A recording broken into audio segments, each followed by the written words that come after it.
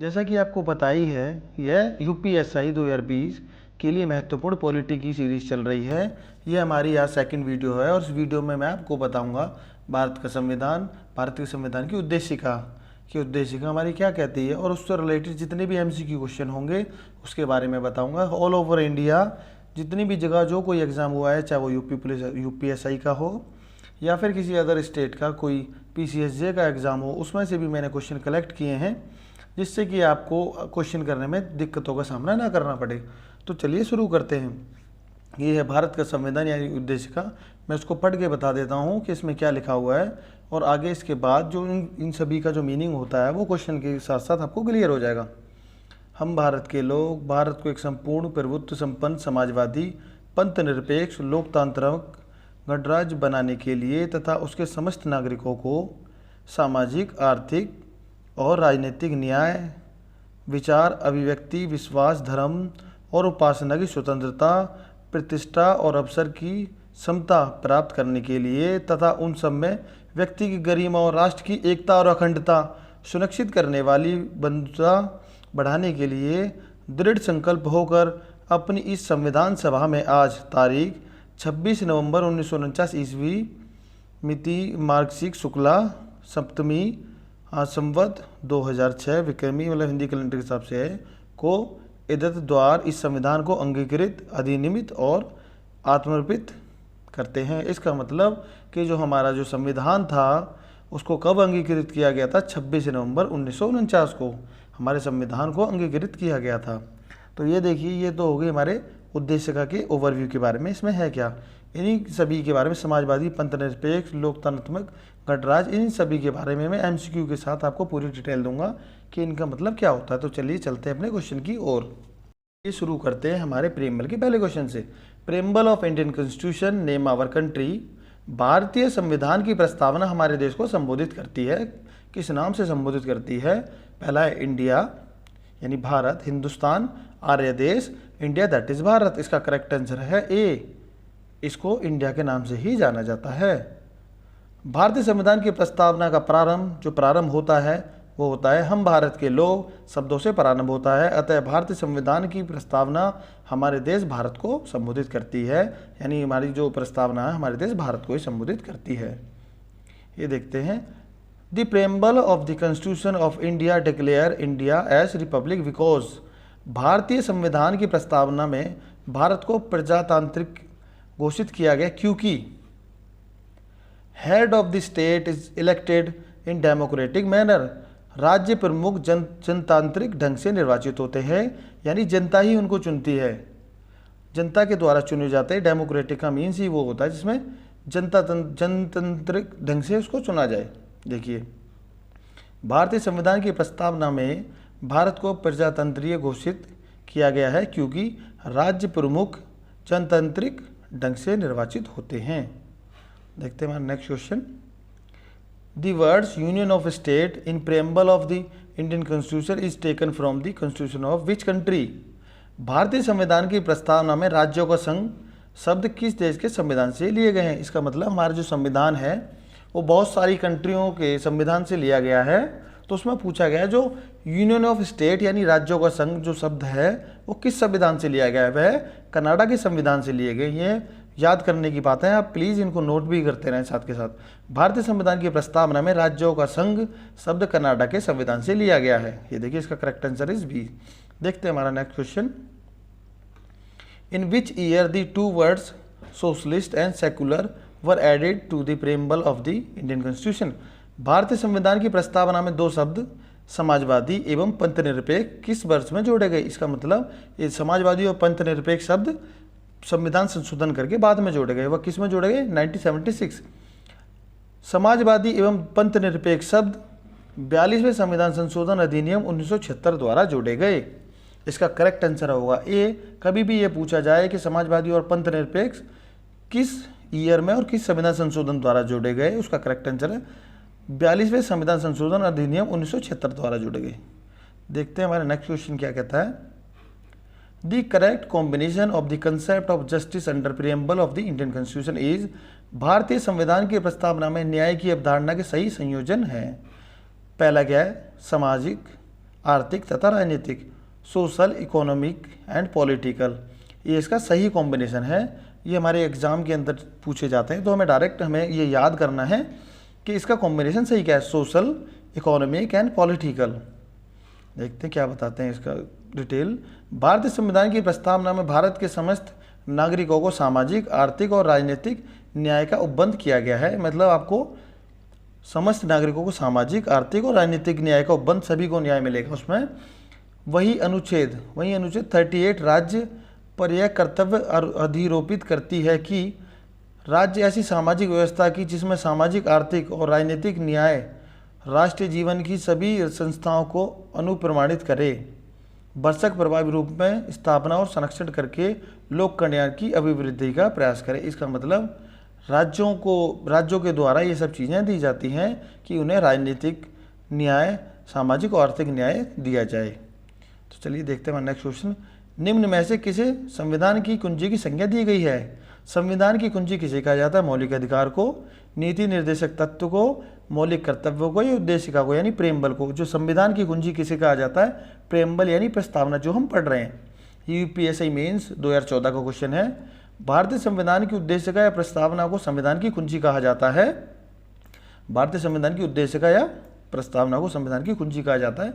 पंडित जवाहरलाल नेहरू ने 13 दिसंबर 1946 को संविधान सभा के सदस्य समक्ष उद्देश्य प्रस्ताव पेश किया। इसे ही संविधान की उद्देशिका में शामिल कर लिया गया। प्रस्तावना संविधान के आदर्शों, लक्ष्यों एवं उद्देश्यों का वर्णन करती है। प्रस्तावना में हम भारत के लोग भारत को एक संपूर्ण प्रभुत्व संपन्न समाजवादी पंथ निरपेक्ष लोकतांत्रिक गणराज्य बनाने के लिए तथा उसके समस्त नागरिकों को सामाजिक, आर्थिक और राजनीतिक न्याय, विचार अभिव्यक्ति, विश्वास, धर्म और उपासना की स्वतंत्रता और प्रतिष्ठा की प्राप्त करने के लिए तथा उन सब में व्यक्ति की गरिमा और राष्ट्र की गरिमा और राष्ट्र की एकता और अखंडता सुनिश्चित करने वाली बंधुता बढ़ाने के दृढ़ संकल्प होकर अपनी इस संविधान सभा में आज तारीख 26 नवंबर 1949 ईस्वी को एतद द्वारा इस संविधान को अंगीकृत, अधिनियमित और आत्मप्रतित करती है। सर्वोच्च न्यायालय ने 1973 में केशवानंद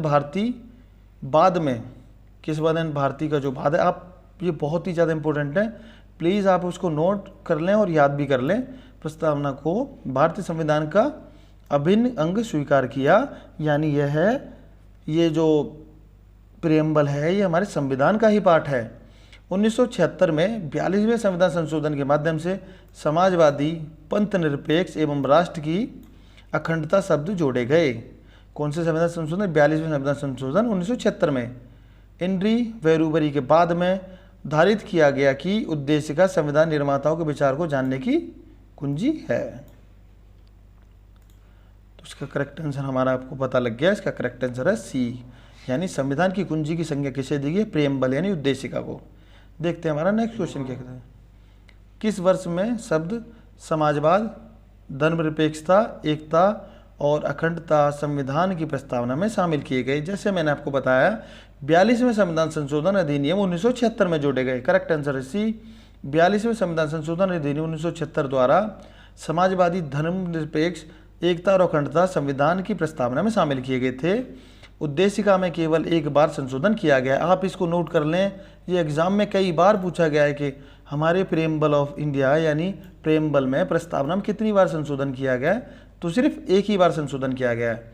प्रस्तावना को संविधान में कोई विधिक महत्व नहीं प्रदान किया गया था, किंतु केशवानंद भारती बनाम केरल राज्य AIR 1973 केशवानंद भारती केस में मामले में उच्चतम न्यायालय ने यह अभिनिर्धारित किया, यह डिसीजन दिया कि प्रस्तावना संविधान का एक भाग है, यानी प्रस्तावना संविधान का ही एक भाग है। 42वें संविधान संशोधन अधिनियम द्वारा संविधान के भाग 4 के पश्चात एक नया अध्याय भाग 4A जोड़ा गया, जिसमें मूल कर्तव्यों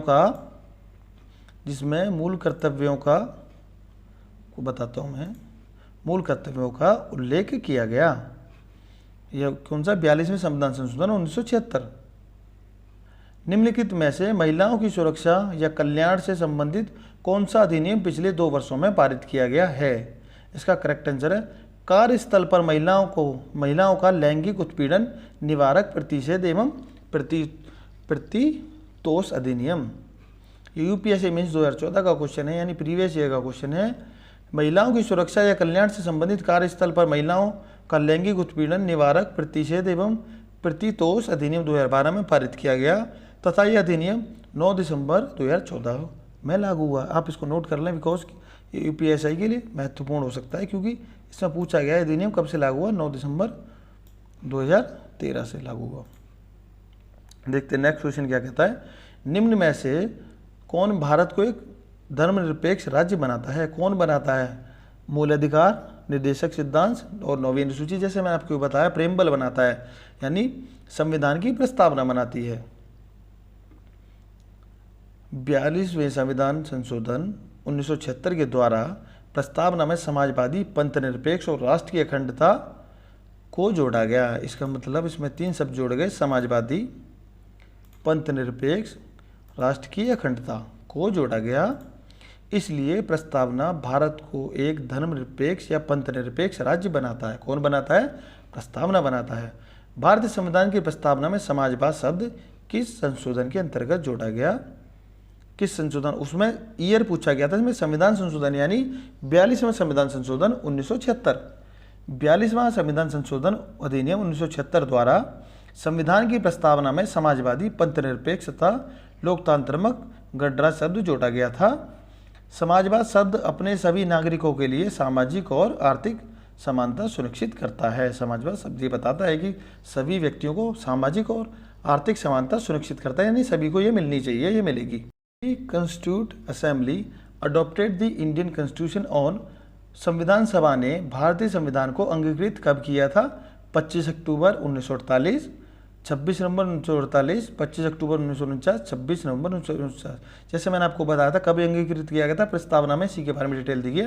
26 नवंबर 1949, यानी करेक्ट आंसर इज डी। 26 नवंबर 1949 को संविधान सभा ने इस संविधान को अंगीकृत किया, अधिनियमित एवं आत्मनिर्भर किया गया था। अब नेक्स्ट क्वेश्चन देखते हैं। The word secular in Indian constitution means, मतलब सेक्युलर यानी धर्मनिरपेक्ष जो प्रेमबल में ऊपर दिया गया था उसका मीन्स क्या है, उसका मतलब क्या है? भारतीय संविधान में धर्मनिरपेक्ष शब्द का अर्थ बताना है हमें। Freedom of worship to all, सभी को उपासना करने की स्वतंत्रता, नहीं। धर्म का राज से पृथकीकरण, separation of state from religion, हाँ करेक्ट आंसर इज बी। भारतीय संविधान के प्रस्तावना में पंथ निरपेक्ष शब्द 42वें संविधान संशोधन 1976 द्वारा तथा धर्म की स्वतंत्रता से संबंधित उपबंध अनुच्छेद 25 से 28 में प्रावधानित है। यानी ये कॉन्स्टिट्यूशन ऑफ इंडिया में धर्म की स्वतंत्रता से रिलेटेड जो भी सेक्शन है यानी आर्टिकल हैं वो आर्टिकल 25 से लेकर 28 में प्रावधानित हैं। धर्मनिरपेक्षता से तात्पर्य यह है कि राज्य का कोई धर्म नहीं होगा। इसका मतलब यह बताता है कि कोई भी राज्य ये नहीं कह सकता कि ये इस धर्म का राज्य है या इस धर्म का कोई राज्य होगा। इसका मतलब ये नहीं है कि कोई भी राज्य ये नहीं कहेगा कि इस राज्य का ये धर्म है। धर्मनिरपेक्षता से तात्पर्य यह है कि राज्य का कोई धर्म नहीं होगा, अर्थात धर्म का राज्य से पृथकीकरण होगा, मतलब अलग होगा, इससे कोई मतलब नहीं होगा। इससे संबंधित बाद SR बॉम्बई बना भारत संघ 1992 सुप्रीम कोर्ट में उच्चतम न्यायालय ने कहा कि पंथ निरपेक्षता संविधान का आधारभूत ढांचा है, यानी यही पंथ निरपेक्षता।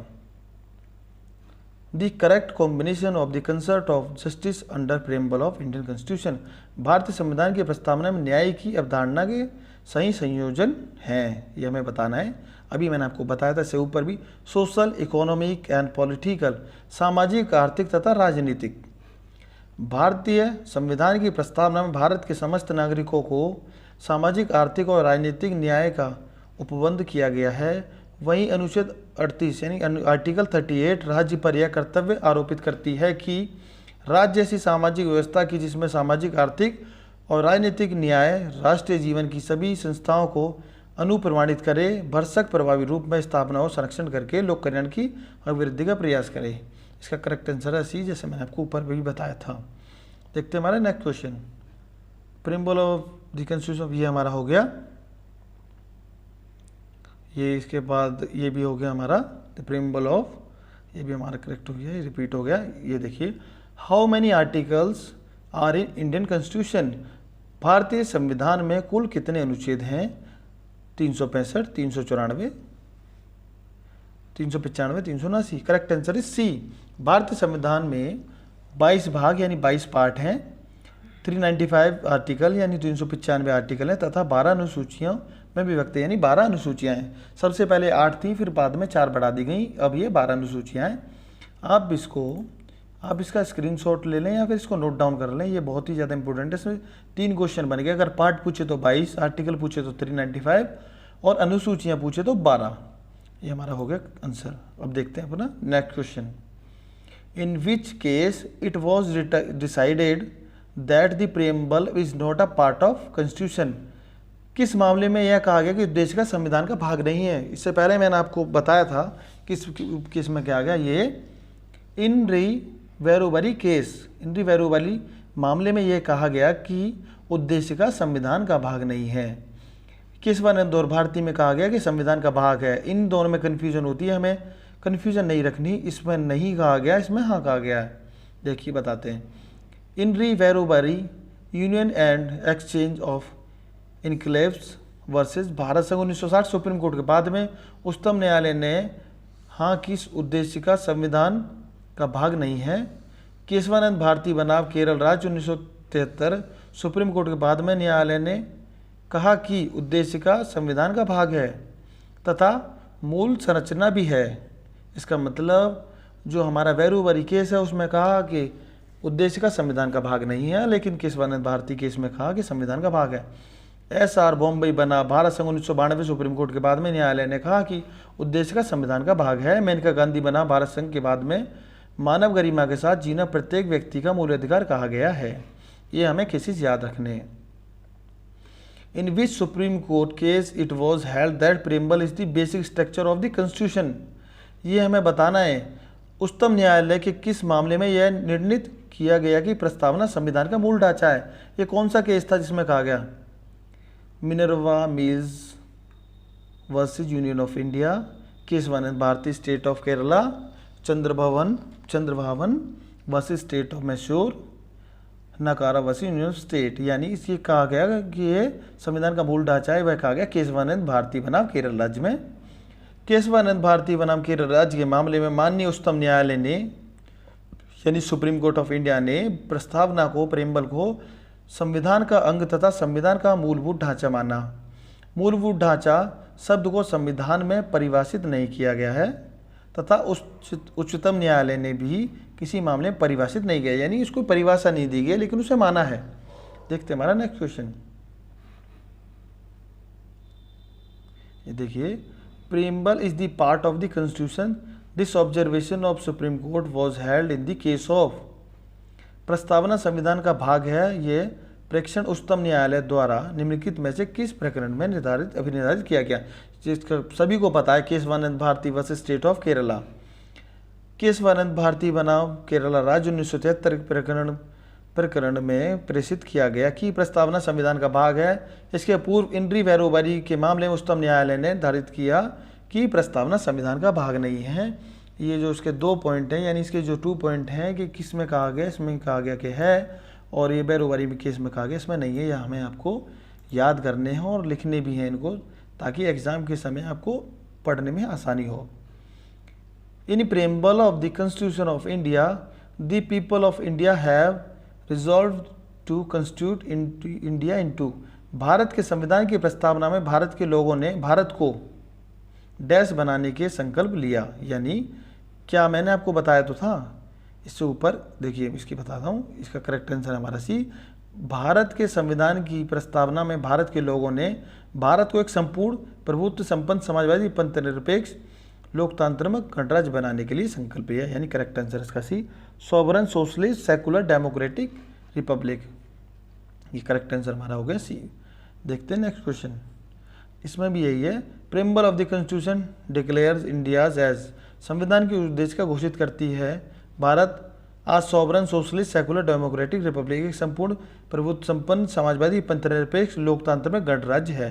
ये MPPCS से इसका मतलब यह है कि मैं जितने भी भारत के अंदर या तो SI से रिलेटेड हो या PCSJ से रिलेटेड जितने भी कॉन्स्टिट्यूशन ऑफ इंडिया यानी पॉलिटी के जितने भी क्वेश्चन है मैं इसमें कवर कराऊंगा, ताकि कितने भी ऊपर लेवल का, कितना भी हाई लेवल का यूपीएससी में पेपर में क्वेश्चन आ जाए वो हमसे ना छूटे, हम उसको आसानी से अटैम्प्ट कर पाएँ। इसकी व्याख्या देखते हैं। भारतीय संविधान की उद्देशिका भारत को एक संपूर्ण प्रभुत्व संपन्न समाजवादी पंथ निरपेक्ष लोकतांत्रिक गणराज्य घोषित करती है। संविधान की मूल उद्देशिका में समाजवादी एवं पंथ निरपेक्ष शब्द 42वें संविधान संशोधन अधिनियम 1976 की धारा 2 के द्वारा जोड़े गए। साथ ही उद्देशिका में अखंडता शब्द को भी जोड़ा गया है, यानी अखंडता शब्द भी 42वें संविधान संशोधन 1976 द्वारा जोड़ी गई। The words unity and integrity of the nation were incorporated in the preamble of the constitution of India by which amendment. राष्ट्र की एकता और अखंडता शब्द को भारत के संविधान की उद्देशिका में किस संविधान संशोधन के द्वारा समावेश हुआ था? ये बहुत ही इजी क्वेश्चन है, क्योंकि इससे पहले मैंने सारे क्वेश्चन इसके करा दिए, यानी करेक्ट आंसर इस बी 42वें संविधान संशोधन 1976 द्वारा 42 अमेंडमेंट 1976। भारत की संविधान की उद्देशिका में राष्ट्र की एकता और अखंडता शब्द को संविधान 42वें संविधान संशोधन अधिनियम 1976 द्वारा जोड़ा गया। ये क्वेश्चन तो कई बार हो गया, आपको याद हो गया होगा बहुत अच्छी तरह। The mind of the makers of the constitution of India is reflected in which of the following. Bharat के संविधान के रचयिताओं का मानस निम्नलिखित में से किसमें प्रतिबिंबित होता है? ये होता है द प्रियम्बल, यानी उद्देशिका में। भारत के संविधान के रचयिताओं का मानस उद्देशिका में प्रतिबिंबित होता है। उद्देशिका संविधान के प्रमुख उद्देश्यों का वर्णन करती है और इसको संविधान की कुंजी भी कहा जाता है। The word socialist and secular were inserted in the preamble of the Indian constitution bye. Bharat की संविधान प्रस्तावना समाजवादी पंथ निरपेक्ष शब्द जोड़े गए। किस में जोड़े गए? 42वें अमेंडमेंट, यानी 42 अमेंडमेंट ऑफ द कॉन्स्टिट्यूशन। ये बहुत ईजी क्वेश्चन हो गया, क्योंकि इससे पहले मैंने कई बार बता दिया और बार बार ये क्वेश्चन रिपीट हो रहा है, तो ये आपको याद हो जाएगा। ये रिपीट इसलिए हो रहा है क्योंकि मैंने अलग अलग पीसीएसजी एग्जाम जितने भी होते हैं, एमपी हो, यूपी हो, बिहार हो, झारखंड, कोलकाता हो या वेस्ट बंगाल हो, सभी जगह के मैंने इसमें कवर किए हैं। 42वें संविधान संशोधन अधिनियम 1976 द्वारा भारतीय संविधान की प्रस्तावना में 3 शब्द जोड़े गए, आपको याद रखने। समाजवादी यानी सोशलिस्ट, पंथ निरपेक्ष या धर्मनिरपेक्ष यानी सेकुलर, अखंडता यानी इंटीग्रिटी। नोट: प्रस्तावना अब तक मात्र एक बार संशोधन हुआ है। आपको यह याद रखना कि कितनी बार संशोधन हुआ है? मात्र एक बार प्रस्तावना में संशोधन हुआ है, बस एक बार। ये क्वेश्चन आता है एमसीक्यू में, रिपीट करते हैं कई बार। Socialist and secular were added in the preamble of constitution of India. इसका मतलब यही है 42वें संविधान संशोधन 1976। ये हमने पढ़ लिया कई बार।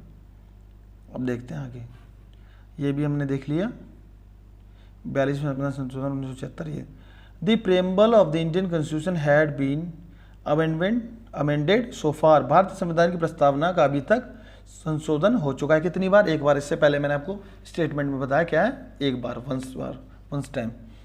42वें संविधान संशोधन अधिनियम 1976 द्वारा भारतीय संविधान की प्रस्तावना में 3 शब्द जोड़े गए। पहला समाजवादी, पंथ निरपेक्ष या धर्मनिरपेक्ष, अखंडता, इंटीग्रिटी। प्रस्तावना अब तक एक बार संशोधन हुआ है। ये क्वेश्चन इसीलिए बार बार रिपीट हो रहे हैं क्योंकि मैंने अलग अलग जगह से कलेक्ट किए हुए हैं और आपको याद भी इजीली हो जाएंगे। भारत के संविधान की उद्देशिका में आर्थिक न्याय पद का संकल्प है संपत्ति के समान वितरण से। आर्थिक न्याय का मतलब है जो संपत्ति है सबको इक्वल डिवाइड होगी, डिस्ट्रीब्यूट होगी। भारतीय संविधान की उद्देशिका में आर्थिक न्याय पद से तात्पर्य है कि संपत्ति का समान वितरण। इस आशय का प्रावधान आर्टिकल 39 में किया गया है, जो इस प्रकार राज्य अपनी नीति का संचालन इस प्रकार करेगा कि आर्थिक व्यवस्था इस प्रकार चले जिससे धन और उत्पादन साधनों का सर्वसाधारण के लिए अहितकारी संकेंद्रित ना हो। देखते हैं नेक्स्ट क्वेश्चन। भारत का संविधान जैसा कि संविधान सभा द्वारा विरचित किया गया अंतिम रूप में अंगीकृत तथा अधिनियमित हुआ था। ये हुआ था 26 नवंबर 1949 को। जैसे मैंने अपने प्रियम्बल मैंने आपको अभी ऊपर पढ़ाया था उसमें दिया गया, तो कब अंगीकृत किया गया, तो कब अडॉप्टेड हुआ था? 26 नवंबर 1949 को। भारत के संविधान की प्रस्तावना में इस बात का उल्लेख किया गया है कि यह संविधान हम भारत के लोगों द्वारा 26 नवंबर 1949 मिति मार्ग शीर शुक्ल सप्त संवत 2006 विक्रमी हिंदी कैलेंडर के हिसाब से को एदत द्वारा अंगीकृत, अधिनियमित और आत्मनिर्भरित करते हैं। देखते हैं अपना नेक्स्ट क्वेश्चन। अब देखिए, निम्नलिखित कथनों पर विचार कीजिए। अलिखित संविधान है, लिखित संविधान है, मुख्यतः भारत सरकार अधिनियम 1935 पर आधारित है, और इसका मतलब ये बताना है, इसका मतलब है बी 2 और 3 सही है। इसका मतलब ये अलिखित संविधान नहीं, हमारा तो रिटर्न में है, यानी लिखित संविधान यानी सेकंड, यानी ये सही है। मुख्यतः भारत सरकार अधिनियम जो 1935 में आया था उससे रिलेटेड है हमारा constitution of India. Correct answer is B. भारतीय संविधान लिखित एवं विस्तृत संविधान है, यानी लिखित भी और सबसे बड़ा। अगर कभी भी ये क्वेश्चन पूछा जाता है कि पूरे वर्ल्ड में सबसे बड़ा संविधान किसका है, तो वह भारत का है। इसी कारण यह विश्व का सबसे बड़ा विशालतम संविधान है। भारतीय संविधान के अधिकांश प्रावधान भारतीय शासन अधिनियम 1935 पर आधारित हैं, यह हमें आपको याद रखना है। The word secular use in the preamble of the constitution of India means, secular का मीन्स पूछ रहा है क्या है। भारत के संविधान में प्रयुक्त शब्द धर्मनिरपेक्ष का अर्थ है, यानी सभी धर्म के साथ समान व्यवहार, एंड द राज्य का अपना सामान्य धर्म नहीं होता, यानी करेक्ट आंसर इज डी, ए और बी। राज्य का अपना कोई धर्म नहीं होगा, सभी धर्म के साथ समान व्यवहार होगा। भारतीय संविधान की प्रस्तावना में 42वें संविधान संशोधन अधिनियम 1976 द्वारा धर्मनिरपेक्ष शब्द जोड़ा गया, जिसका अर्थ है कि राज्य का अपना कोई धर्म नहीं होगा तथा सभी धर्म के साथ समान व्यवहार होगा, सभी समान व्यवहार रहेगा। Which one of the following is considered as a supreme source of power, निम्नलिखित में से किसे शक्ति का सर्वोच्च स्रोत माना जाता है। पहला supreme court of India, parliament of India यानी भारत के सर्वोच्च न्यायालय को, भारत की संसद को, प्रेसिडेंट ऑफ इंडिया यानी भारत के राष्ट्रपति को, यानी कॉन्स्टिट्यूशन ऑफ इंडिया भारत के संविधान को। Correct answer is a. Bharat में सर्वोच्च किसे कहा जाता है, कॉन्स्टिट्यूशन ऑफ इंडिया या भारत के संविधान को। भारतीय संविधान के अनुसार शक्ति के स्रोतों के रूप में भारत का संविधान सर्वोच्च है, क्योंकि कार्यपालिका शक्ति, विधायी शक्ति एवं न्यायपालिका शक्ति सभी का स्रोत क्या है, संविधान ही है। इसी कारण इन्हें संविधान द्वारा प्रदत्त अपने सभी अधिकारों और शक्तियों का प्रयोग संविधान द्वारा निर्धारित सीमा के भीतर ही करना होता है। देखते हैं अपना next question. In preamble of the constitution one of the following is correct order, संविधान की प्रस्तावना में निम्नलिखित में से सही क्रम बताइए। Socialist, democratic, sovereign and secular. इसका करेक्ट आंसर होगा डी, यानी पहला थर्ड, फिर वह sovereign, socialist, secular, correct answer is and 2 यानी democratic. Correct answer is D. ये मैंने आपको बताई दी, इसको पढ़ने की कोई जरूरत नहीं है। Who is sovereign in India, Bharat में संप्रभु कौन है। We the people of India, हम भारत के लोग। जैसे अभी वहाँ प्रेम्बल में मैंने उससे ऊपर पढ़ाया था, ये भी वही बात है, फिर मैं आपको पढ़ के बता देता हूँ। संविधान की प्रस्तावना में कहा गया है कि हम भारत के लोग भारत को संपूर्ण प्रभुत्व संपन्न, अधिनियमित एवं आत्मनिर्भर करते हैं। संप्रभु राज्य उसे कहते हैं जो ब्रह्मा नियंत्रण से मुक्त तथा अपनी आंतरिक तथा विदेशी नीतियों को स्वयं निर्धारित करता हो। भारत की सरकार आंतरिक तथा बाह्य मामलों में अपनी इच्छानुसार आचरण करने के लिए स्वतंत्र है, यानी इस पर कोई बाउंडेशन नहीं किसी भी देश की या किसी की। यह संप्रभुता किसी विदेशी सत्ता में नहीं, अपितु हम भारत के लोग अर्थात भारत की जनता में ही निहित है। मतलब विदेशी सत्ता में नहीं है, ये हम भारत के लोग भारत की जनता में ही निहित है। Who is sovereign of India, ये हमने बता दिया आपको, हम भारत के लोग। अब नेक्स्ट क्वेश्चन देखते हैं। In which of the following cases it was held that the preamble of the constitution is an integral and operative part of the constitution. निम्नलिखित बातों में से किस बात में यह कहा गया कि संविधान की उद्देश्य का संविधान का अभिन्न एवं क्रियात्मक भाग है। ये किस केस में, केशवानंद भारती यानी स्टेट ऑफ केरला वाले केस में मैंने आपको बताया था कि किस में ये कहा गया कि संविधान का अंग है, ये कहा केशवानंद भारती के केस में कहा गया। केशवानंद भारती बनाम केरल राज्य उद्देश्य का संविधान का अभिन्न एवं क्रियात्मक भाग है, जिसने री बाद में दिए गए निर्णय उद्देश्य का संविधान की कुंजी है मगर उसका भाग नहीं है को पलट दिया। इसका मतलब बैरूवारी केस में कहा गया कि भाग नहीं है और केशवानंद भारती में कहा गया कि भाग है। ये हमारा अगला क्वेश्चन देखते हैं। विच of the following is not a basic feature of the constitution. निम्नलिखित में से कौन सा भारतीय संविधान का आधारभूत ढांचा नहीं है, कौन सा नहीं है। Preamble, fundamental rights, fundamental duty और जुडिशियल रिव्यू। इसका करेक्ट आंसर है सी, यानी correct answer is fundamental duties. ये प्रेम्बल का पार्ट नहीं है, यानी आधारभूत ढांचा नहीं है। देखिए, आधारभूत ढांचे के सिद्धांत का प्रतिपादन माननीय उच्चतम न्यायालय ने केशवानंद भारती के बाद में प्रतिपादित किया और कहा संविधान का आधारभूत ढांचा है और न्यायालय ने यह कहा कि न्यायालय समय समय पर यह निर्धारित करेगा कि आधारभूत ढांचे में क्या क्या आएगा, मतलब ये बताएगा कि आधारभूत ढांचे में बेसिक स्ट्रक्चर में क्या क्या आना चाहिए या क्या क्या आएगा। उच्चतम न्यायालय ने यानी सुप्रीम कोर्ट ने विभिन्न मामलों में आधारभूत ढांचे का दायरा और ज़्यादा विस्तृत यानी बढ़ाया है किया है और विभिन्न प्रावधानों को संविधान का आधारभूत ढांचा बताया। मिनर्वा मिल्स के बाद में न्यायालय ने न्यायिक समीक्षा को आधारभूत ढांचा बताया। आधारभूत ढांचे के अंतर्गत मूल अधिकार आते हैं। इसका मतलब मैं इसको हाईलाइट कर देता हूँ। कौन सी बात में कहा? मिनर्वा मिल्स के बाद में न्यायालय ने न्यायिक समीक्षा को आधारभूत ढांचा बताया। आधारभूत ढांचे के अंतर्गत मूल अधिकार भी आते हैं। इसका मतलब क्या नहीं आते हैं उसमें, यानी ये नहीं आते, मौलिक कर्तव्य नहीं आते, बाकी सभी आते हैं। ये हमारे सभी क्वेश्चन कंप्लीट हो चुके हैं। सो गाइज ये हमारे मोर देन 35 क्वेश्चन प्लस हैं और ये हमारी यूपीएसआई के लिए बहुत ही ज़्यादा इंपॉर्टेंट है। आप यूपीएसआई में भी यूपी लेखपाल और यूपी पुलिस ये सभी में ही काम करते हैं। सो गाइज अगर आपने अभी तक हमारे चैनल को सब्सक्राइब नहीं किया है तो प्लीज़ सब्सक्राइब कर लें ताकि आपको ऐसी नॉलेजेबल वीडियो और भी ज़्यादा मिलती रहे। तो sir thank you so much.